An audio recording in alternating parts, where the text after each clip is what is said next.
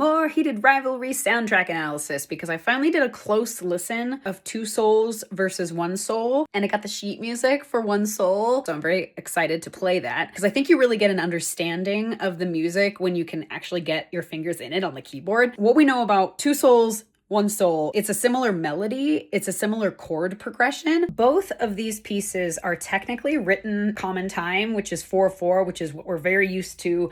Standard in most Western music is 1, 2, 3, 4, 1, 2, 3, 4. But that first piece, Two Souls, you have what kind of sounds like an organ. There's a lot of synth stuff going on. What that plays under is the encounter on the rooftop in Vegas. And then over here, One Soul is very acoustic. The lead melody is played on the piano. It plays under the scene where Ilya has gone out to sit in front of the lake after the first I Love You. And one thing I didn't notice until my listen through the soundtrack tonight is that Two Souls doesn't actually end. It does a fade out, which, like, that's a video game soundtrack thing. That's not really typically a TV show or movie soundtrack thing. That's worth a mention. Whereas the very end of One Soul, you get a very lovely, wait, I gotta look up the name of the chord. I did music theory, I promise. Okay, it's an F minor 6 chord, which in the context of the piece, which is written in C major, has a lot of accidentals. So it floats around into all kinds of different keys. The F chord would be the 4th in that scale,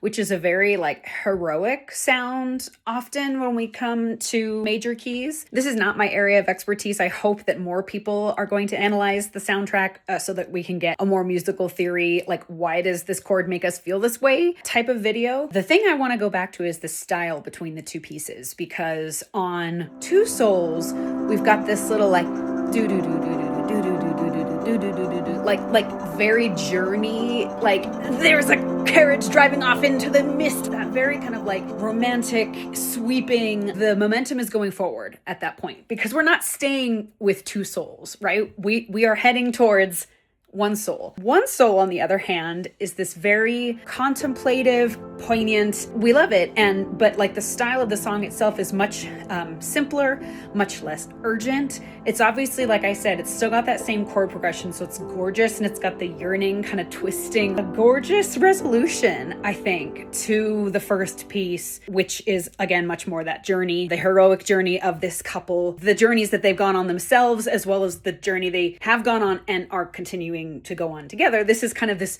little moment of silence and interlude before more devastation occurs. Oh, this show has put us through so much.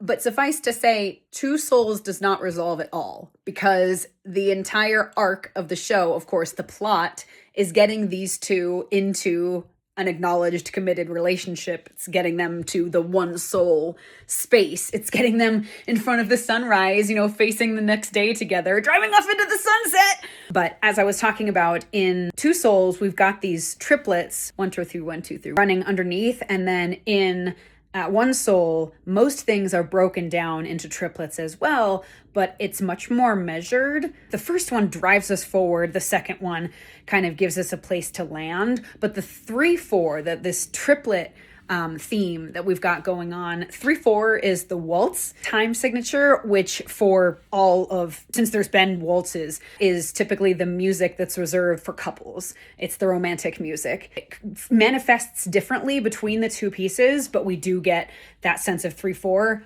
underneath both of the songs because they're love songs, and it's beautiful. Like I said, it's just good shit.